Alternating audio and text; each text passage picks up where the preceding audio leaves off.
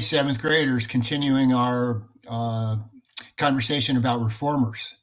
We're going to look at chapter 15, section 2 today, which is titled Opposing Slavery. Now, in 15.1, we looked at educational reforms, we looked at prison and mental institution reforms and Dorothea Dix. We looked at temperance reform, which was the movement to ban the sale and consumption of alcohol. Today, we're going to look at a vital reform movement, and that is the opposition to slavery in chapter 15, section 2.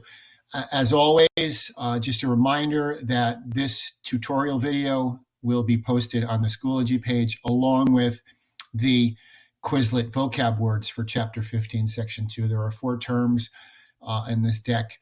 Make sure that you're familiarized with them. They are posted on your Schoology feed as well.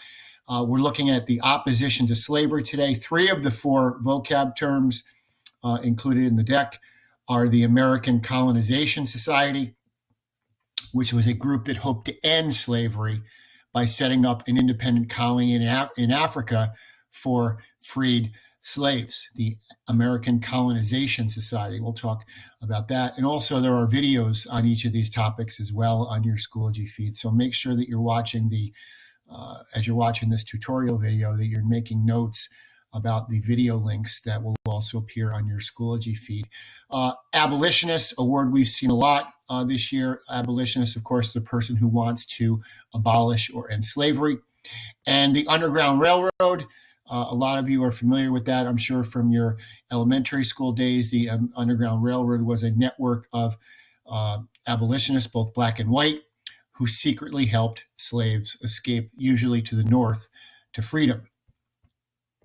So let's continue on by looking at our reading here on opposing slavery. Again, we're on chapter 15, section 2. By 1804, all the northern states had outlawed slavery. Many people in the North were concerned about the issue. Now, this is not to say that all Northerners opposed slavery.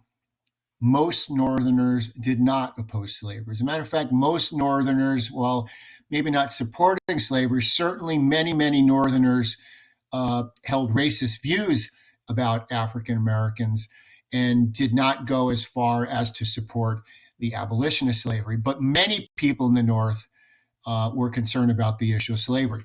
Certain religious groups, like we learned about the Quakers earlier in the year, taught that it was a sin for one person to own another. Some people formed the American Colonization Society, and as we said a moment ago, the American Colonization Society was a group that wanted to end slavery by sending freed slaves to an independent colony in Africa. Few African Americans decided to go to Africa, a place that most had never known. An important point here on this topic of the American Colonization Society. One of the reasons that many, many African Americans chose not to go to a free colony in Africa that was proposed by this group, the American Colonization Society. African Americans believed that they shouldn't have to go to Africa to obtain their freedom. They considered themselves just as American as white Americans who enjoyed rights and freedom. So blacks did not migrate or did not want to leave the United States of America to obtain their freedom in Africa. They wanted their freedom in the land that they were born in and that they loved, the United States. Very, very important that you understand that, and make sure you watch the video clip on the American Colonization Society to get additional details on that. Now, during the mid-1800s, a growing number of reformers would begin to speak out against slavery.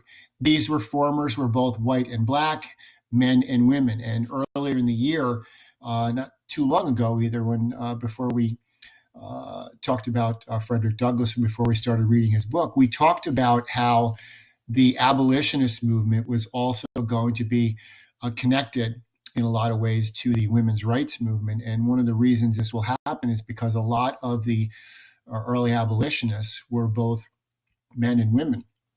And a lot of the abolitionists, both white and black, abolitionists also understood and recognized that the same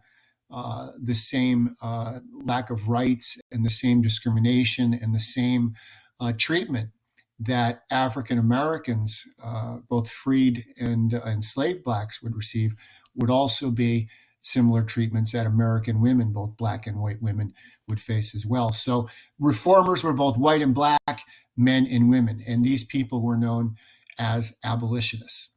Some abolitionists helped people escape from slavery on the Underground Railroad. Now, the Underground Railroad was not a real railroad car, as we know, and as we've discussed. It was a secret network of people who helped blacks, who helped slaves escape from slavery, usually to the north.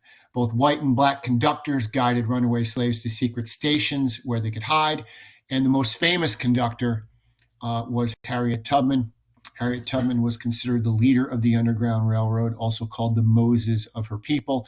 After escaping from slavery herself, Tubman risked life and limb and actually went back down into the South almost a couple of dozen times to free family, friends, and loved ones. She guided eventually more than 300 slaves to freedom on these journeys into the South. Many Americans reacted angrily to the abolitionists. Some Northerners owned businesses that depended on Southern cotton. We've talked about the textile mills in the North that would produce fabric and clothing from the raw cotton that would be shipped from Southern plantations. So Northern factory owners depended on Southern cotton. They saw attacks on slavery as a threat to their livelihood. And also, some Northern workers feared that freed slaves would take their jobs away by working for less money. Freed slaves who would come to the North, many white factory workers feared those freed slaves would take their jobs. Sometimes mobs attacked abolitionists and broke up anti-slavery meetings. Some of these very same mobs would target William Lloyd Garrison and other prominent Northern abolitionists as well. Slave owners in the South defended slavery. The reaction to abolition and the reaction to opposing slavery, slave owners in the South, and even Southerners who did not own slaves, which made up the bulk of the Southern population. Most Southern whites did not own slaves, but all Southern whites, for the most part, really dug in their heels and defended slavery against these abolitionist groups from the North. They argued that slaves were treated well and were better off than Northern workers. And many Southerners believed that Northerners, with this talk of abolition and this talk of freeing the slaves, many Southern whites believed that Northerners wanted to destroy their way of life. We have an interesting little diagram here talking about some of the more famous abolitionists. Now, all of these groups in this diagram are people that at one point or another we've already mentioned this year, but let's just take a look at them. Famous abolitionists, of course, Harriet Tubman. She was, as we said, an escaped slave and the leader of the Underground Railroad. The Grimke sisters were daughters of slave owners. We mentioned the Grimke sisters briefly this year, but there's an interesting couple of video clips on your Schoology page on the two Grimke sisters. They were daughters of slave owners, white daughters of slave owners, and both daughters would rebel against their parents' interests, and they would give very, very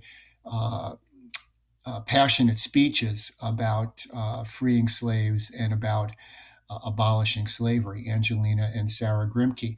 Of course, Frederick Douglass, the most significant black abolitionist probably in our nation's history. He was an escaped slave, publisher of the North Star newspaper, and an anti-slavery speaker once he escaped from slavery. And of course, William Lloyd Garrison, who noticed, if you will, Frederick Douglass and recognized him as someone that could speak volumes about the horrors of slavery. And Garrison solicited Frederick Douglass's support with the Anti-Slavery Society. Garrison published the the Liberator newspaper, and he was a Boston abolitionist. Couple of review questions that you can work on, please. And if you could submit these on a Google Doc, they refer to the reading above and the diagram we just discussed. The first question you can answer using the reading: why did some Northern business owners oppose abolitionists? Again, submit your answer on a Google Doc and share with me. And using the diagram, please answer the following questions. What were two ways that abolitionists fought slavery? Using the diagram above. Don't forget the Quizlet vocab terms on your Schoology feed, along with a host of videos that I have shared with you on your Schoology feed that will really give you some important additional information on this group of famous abolitionists that we've talked about briefly in our reading today. I hope you enjoyed the lesson, and I look forward to seeing you guys again very soon.